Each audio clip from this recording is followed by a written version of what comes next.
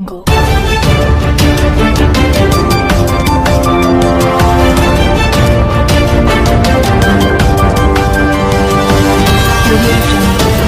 रामराज्य star TV news, आवाज जनतेचा।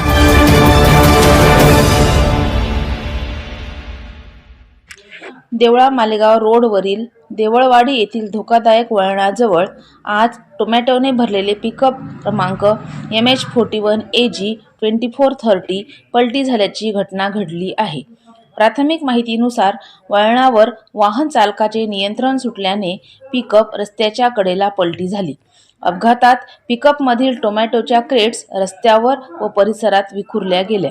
वाहनाचे मोठ्या प्रमाणात नुकसान झाले असून चालकाला किरकोळ दुखापत झाल्याची माहिती मिळाली आहे। स्थानिक नागरिकांनी तातडीने मदतीसाठी धाव घेतली। सुदैवाने या अपघातात कोणतीही जीवितहानी झाली नाही असे नागरिकांचे म्हणणे आहे। देवळवाडी येथील या वळणावर यापूर्वीही अनेक अपघात घडल्याचे नागरिकांकडून सांगण्यात येत आहे।